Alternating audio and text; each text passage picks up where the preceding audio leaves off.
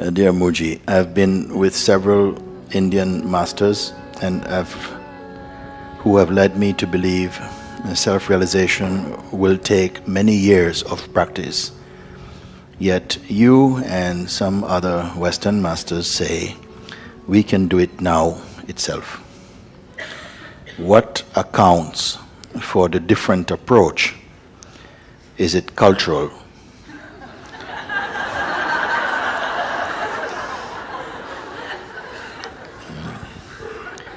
How can I know the right path for me? Love, Anjali. And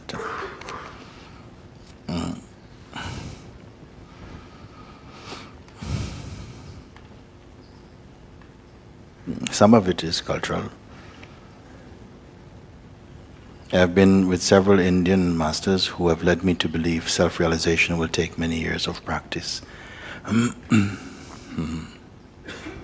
In the old days, traditionally, it said you would spend 12 years minimum with a living master and be in that company to serve and to daily attend verbal satsang, be in darshan, give feedback, be checked in and observed and clarify, and over this period, gradually the mind would completely be transformed from personal mind into mind presence.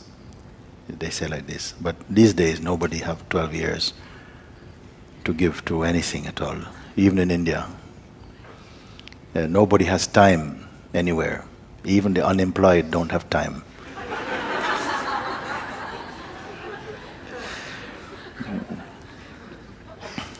So,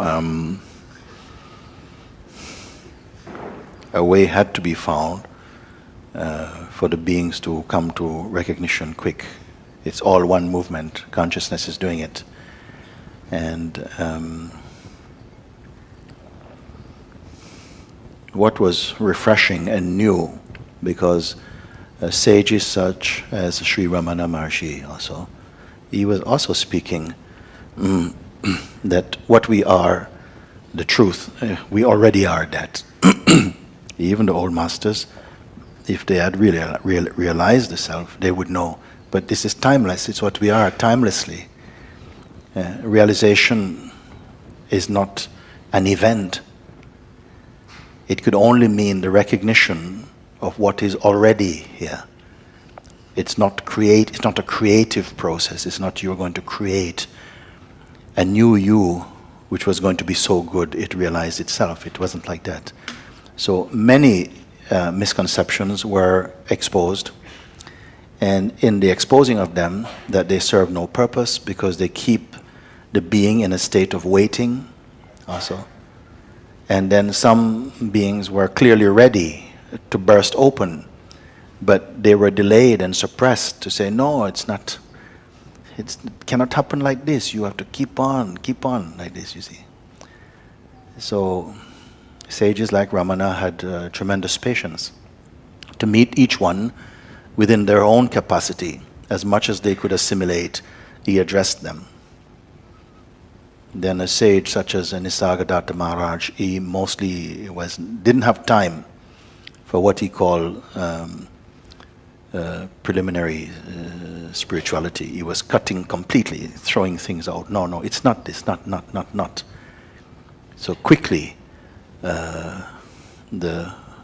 whatever seems to obstruct the recognition, the intuitive recognition of what is timeless, was quickly recognized and discarded like that. So these are also Indian masters, you see.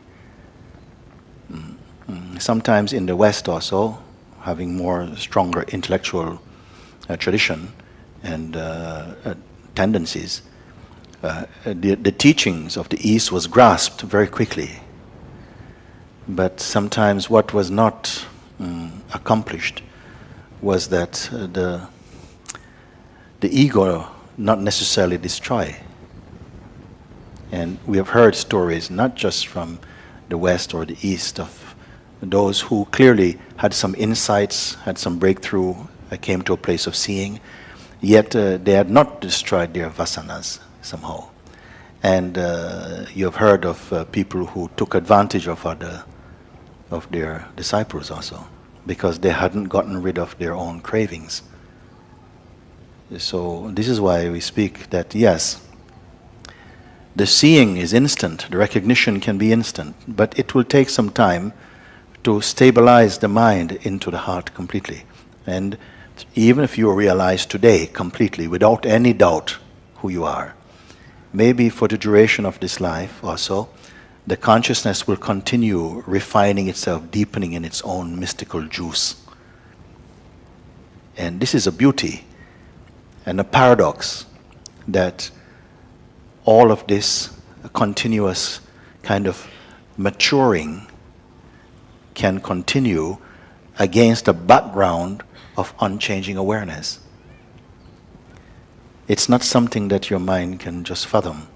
But as long as the beingness, the life force is in the body, we will continue deepening. Almost you never come to the end of the possibilities of consciousness, yet at the same time you're aware that you are that which is beyond transformation at the same time. And this is really in keeping with what has been said all along. As pure awareness, you are the timeless, the immutable, means unchanging, unalterable reality. Yet in this dynamic expression, you're continuously renewing, refreshing. Your expression will change, will develop, become more deep, more profound, more broad, like this. It is like that. So these masters say it take many years of practice, if necessary. Some people not necessary.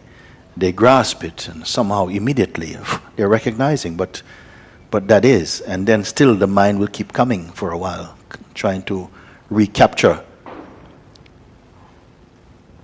what it's lost. But gradually, somehow the beingness comes on top. And the mind also is in decrease, the beingness is in increase, something. The beingness is in ascendance, then the mind is in descendance, you see, like this happen. Yet, behind this, the unchanging awareness is ever present.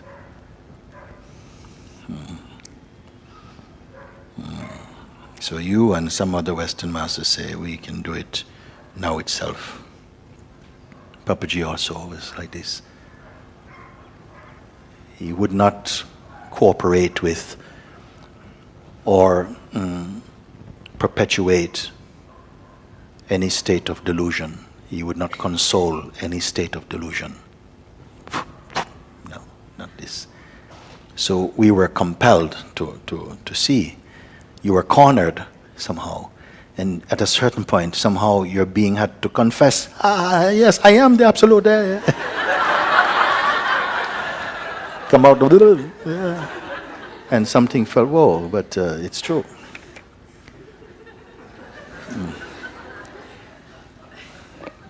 What accounts for the different in approach? And also different teachers also, they have different, some very patient, and see the need for slow and continuous reminding, because in some way we came into a state of ignorance through continuous and repetitive, what you may call affirmations into the unreal.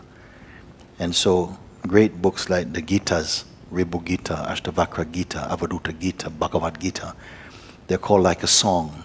Many times, as I'm reading also to you, you see that they seem to be repetitive, like a lullaby, reminding the self, you're not this, you're not that. Pay attention, you're not this. Why go in this way, O mind? Why not be quiet? Keep quiet. Timelessness is your nature, like this, speaking. How can I know I'm on the right path? Because somehow it is something that you will intuitively know. More and more you will feel you're in a state of grace, of peace. Then you will see when you're not feeling in the state of peace, and usually when you go to the mind, when you touch the mind, bang, you'll know, no, this is not grace, this is disgrace. Then somehow when you see again, then you feel again, but I can't say. Don't say, oh, this is realization, I'm realized. No, just recognize that here there's no descriptions that I can say is permanently mine. These are only ideas. And like this, somehow slowly the noise is combed out of the beingness. At some point, the question, who am I, arises, and nothing is there to respond even.